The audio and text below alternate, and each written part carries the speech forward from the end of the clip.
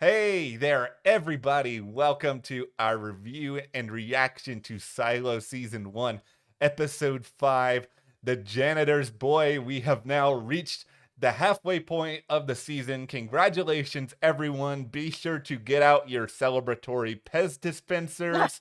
They're at the ready. We have personally placed them in every single room all over the world where people are watching this video. No, we are not the Silo Oprah. I apologize. It was nice to learn a little more about Sims. I mean, we are 5 episodes in. He's, Yeah. pretty big name on the show. And we've had very little of him, so it was nice to have a little more of him. As a common fan, I very much I appreciated that. I appreciated his initiation ceremony here with Doug. I also appreciate the fact Bye, that Doug Doug. is also into the great oblivion. There's a lot to talk about in this episode. I think it's pretty dense. I think there's a lot of sort of mysteries that may be starting to come together, but it's sort of one of those situations where we're getting 2 steps forward when it comes to certain murder mysteries, and then we're also just like taking 2 steps back with others, like what is going on with George. Talking about just murder mysteries or just murders in general, I mean, we've lost somebody every single episode. There is so many people dying in the silo that I'm kind of like, why aren't more people curious about what is happening and asking more questions? This is a pretty small society. Yeah. There's only like 10,000-ish people in this silo. And, we've lost Allison and Holston and George. And, now Marnes is dead, which I didn't expect. I thought maybe he was going to be taken or something. Now he's gone. The mayor's gone. Juliette's hanging over the side. Everybody's watching her being dangled. I was just like, when are people gonna start being like, there's a problem and we need some answers? Like, I'm expecting a little group of people to get together to look for answers. I've got a lot. Rebellion. Yes, I am all for this. I have so many more questions about the silo in society. There's a big one I'm going to present in just a moment. But before we get to that, one of the biggest questions at the heart of Silo is obviously what happened to Allison and Holston. They've been gone for a while. They went Yeah. out and cleaned. They are seemingly kaput, but are they really? Recently, Jess and I sat down on our Patreon. We have a link in the description below Mhm. and talked through all of our different theories as to what's going on with those two, if we will see them again. So that is at our Patreon. Thank you to everyone who has supported us so far. We really appreciate it. It helps keep this channel going. Absolutely. Thank you so much to all our Patreons. Okay. All right. Please don't click off after I raise this question. Oh, But all right. I've got my hard yeah, hat on. we all Let's may go. need the hard hat for this. So, as you mentioned, there's only like 10,000 people in the silo, and you guys are losing a lot of people very quickly.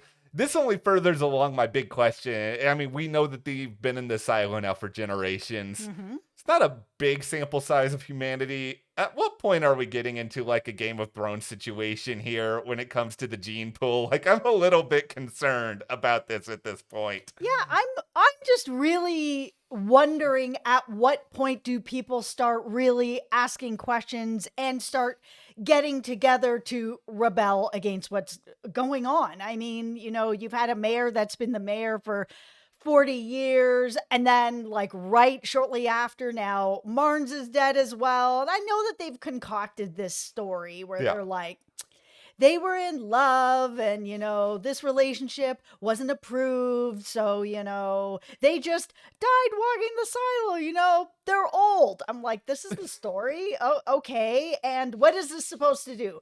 Well, people will be talking about the scandal that they were in love but they weren't allowed to be together, and that'll just brush the murder under the carpet. I'm like, will it? Or will there be two topics of conversation where it's like, these two had this going on, also murder?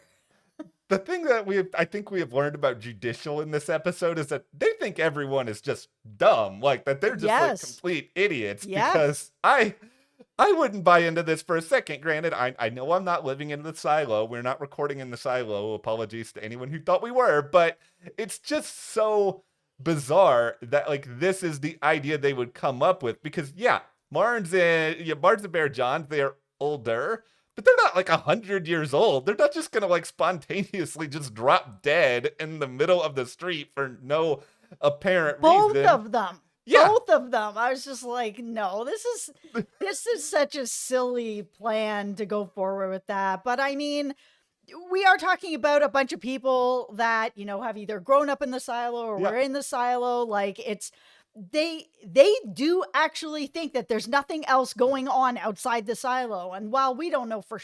sure what is or isn't going on outside of there, they're just believing it. It's just they're all part of the group, you know, give me the Kool-Aid and the linen pants and let's go. This is the other problem that I have with some of this. And this may be a crazy metaphor, but I'm gonna do it anyway. It's like if you're a contestant on The Bachelor and you're in this like weird Oh, bubble environment for a long period of time, all you have to think about is like the lead or the drama that's in the true. house or anything like that. You guys are in the bubble of the silo. I tend to think there's probably not that much going on day after day that's a little bit different from the norm. So, yeah, this love story is going to command a good bit of attention, but so are the Their deaths. deaths. Yeah. Yeah, like their deaths are gonna command attention. Seeing the new sheriff being dangled over the side by Doug, I mean, who is part of judicial, like it's so crazy that this was happening during this time where everyone was out. Like it was not surprising at all by, you know, the end of this that Sims was like, you gotta go. Like, I can't have you shadowing me in any way. I can't have you anywhere near Judge Meadows. Like, you just have to go. And clearly, Sims is the fixer in all of this. So, I mean, bye, Doug. Okay, let's talk about this chase scene because there are three things in life television related that I really really love.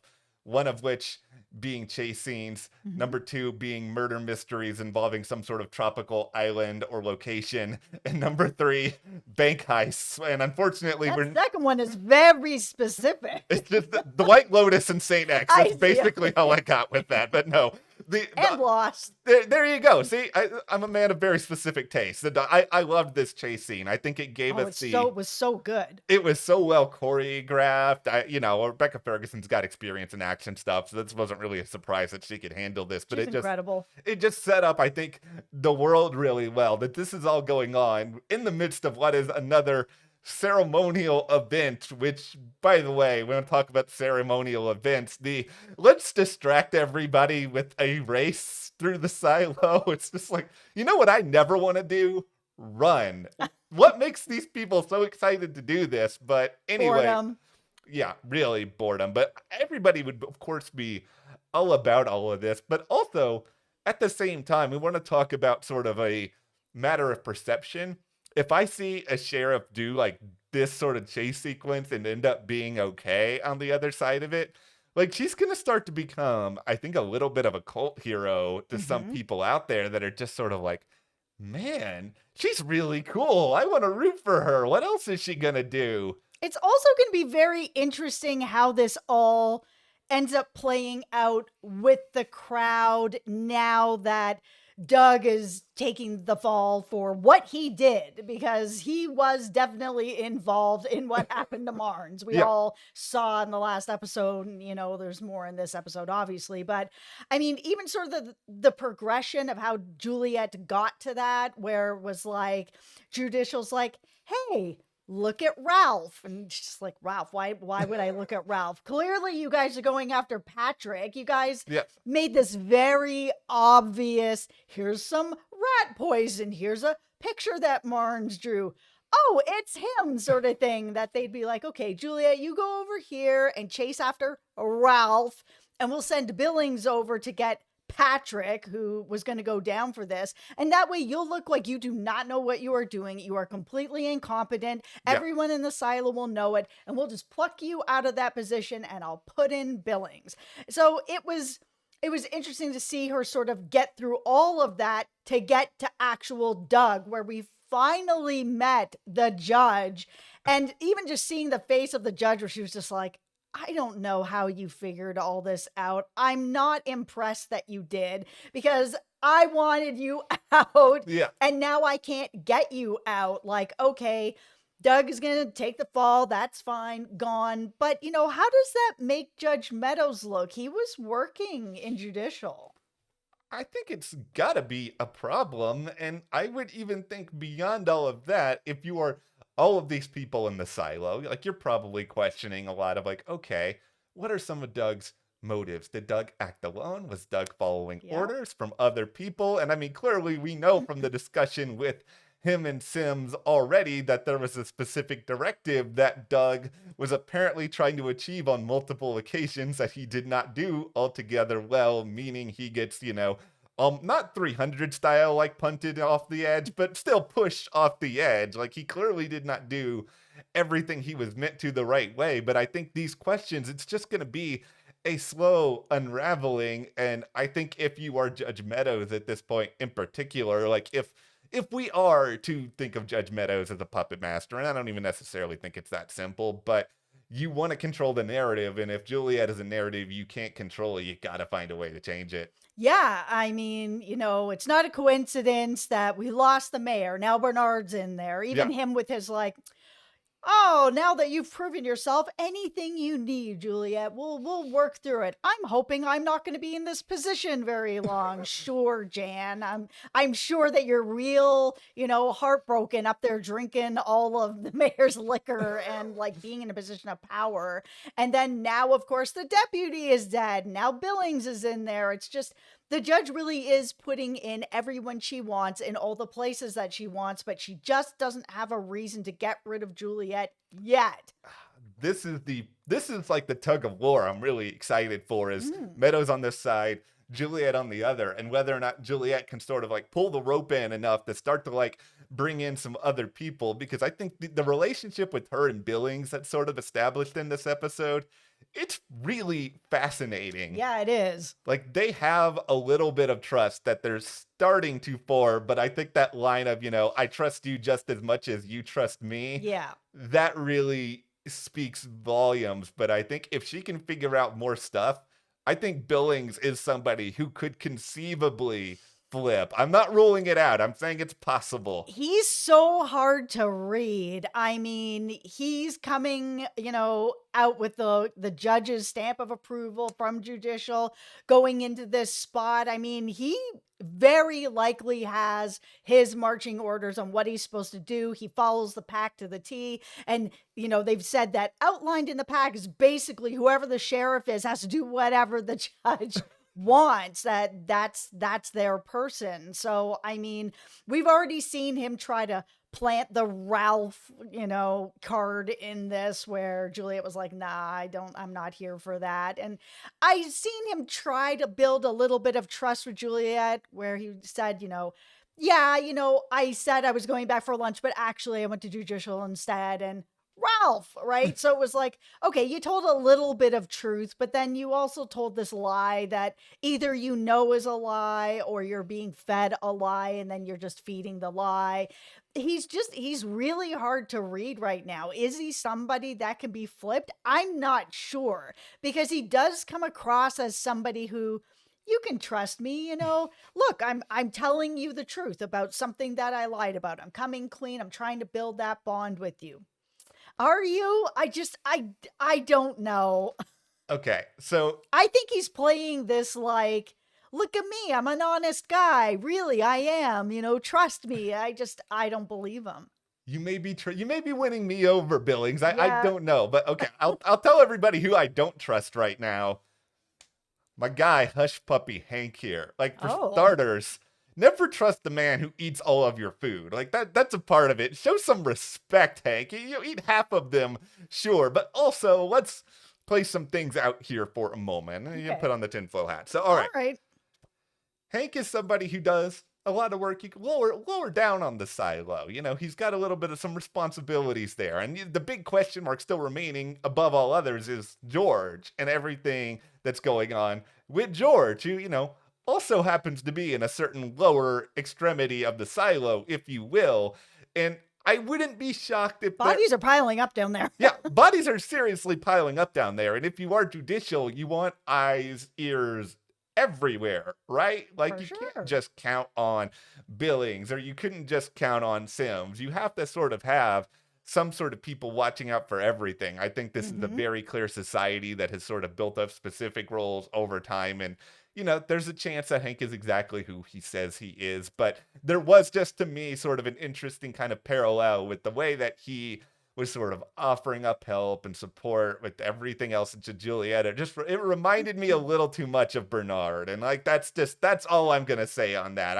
I'm not fully there with you, Hank. I'm sorry. No, and I mean, that makes sense. They did sort of mention a couple of times, that the deputies and the sheriffs are supposed to follow the pact, and the pact is basically give the judge whatever she wants. That is what you are supposed to do. And that would mean that's from the top of the silo to the bottom of the silo, and that would include Hank. And, that wouldn't be something that Juliette would be familiar with when she was down at the bottom of the silo and has a friendship with Hank, because she was working in machinery and she was doing other stuff. So it doesn't affect her. But now she's the sheriff up at the top, that it's like, okay, well, now what Hank has been doing is going to affect everything, and it could affect everything of maybe his relationship that he has with the judge. Maybe the judge has promised him some stuff of maybe he's going to move out from the bottom and up to the middle or up to the top. Who knows?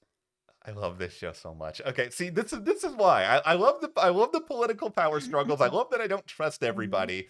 I love the ultimate bait and switch that they're sort of giving us, where we're spending all this time thinking about JAHNS, what happened? Marnes, what happened? And we Yeah. seemingly have some answers to all of this, but then you've got the George stuff underneath all of this, and then you've got the look at these stars and all this stuff that's like happening in the final minutes. I'm just like in this like, tell me more now that I've been distracted by this other stuff this whole episode. Yeah, it's interesting to have somebody that is studying what they're actually seeing outside and Yeah. catching patterns of things. We've mentioned this before about, what we saw with George and the hard drive of, the birds flying in a certain sequence with the greenery. And then when we saw Allison go out, she saw that same thing with the same birds in the same sequence. There's something obviously very off with what they're being shown on the inside. And some people are starting to figure it out. And I think like that's sort of what comes with boredom. Like, yeah, everybody's got their job to do, but there's not a lot else to do. That is, I guess it kind of goes along with what happened to Mayor Johns and all the questions with Mars and all that. It's like, why are people figuring this out even more? Like, it's not like a serious knock against the show or anything, but No. it's just also that I feel like if I was in the silo, I would be very much being like, I would be looking at everything, because I'm not a social enough person that's going to occupy my time. I would just be getting worried. Like, if my sheriff went out to clean and now my deputy is dead and now my mayor's dead, I'd be starting to just worry about what's happening to the people in power up at the top. That I'd be worried of like, who's taking care of us if something's happening to them. They're dying. They took a walk on the silo and Yeah. now they're dead. Well, why would they risk something like that? I would still have questions. Even if I didn't think it was murder, I would still be thinking like something is off. We're losing all the people that are supposed to protect us. There's, I think, so many questions that maybe Juliette will be the person that brings some of this to light. Maybe it'll be someone else. But I mean, this all brings us to the end of this episode with the Pez dispenser. What all of this means. I mean, the Pez dispenser is in some ways kind of a symbol for, as technologically savvy as these people are, they also have these weird limitations. They don't really Of course. understand the Pez dispenser. There's Why would they? everything else about, having to walk versus lifts, the very specific rules, like all of this sort of stuff should be kind of raising questions as to why aren't we doing X, Y, or Z? Why are Pez dispensers not a big deal? But with Juliette, like, I think the real question mark here now is that, can she find a way to use this as some sort of distraction? Because she's not going to be able to beat Judicial, or not going to be able to get her investigation really going using that skill set. She's new. She doesn't have that much experience. But can she somehow use her mechanical knowledge to sort of be like, look at this fancy Pez dispenser. All right, I Let don't me think it's going to be No, quite like that. It is it is interesting where she's in this position where she's just like, okay, George's file gave me nothing. And that's kind of what she thought was going to be in there. I Yeah. mean, they did cover it up as like a big sort of nothing. And she did see a little bit in there about the watch where she was like, why was he saying that about the watch? Like, that's not exactly what happened. Like, why is he hiding this? But out of the stuff that she saw in the file, she was just kind of like, there isn't anything here. I need to have some sort of bait that lets me open up this investigation again. And then she pulls out this Pez dispenser.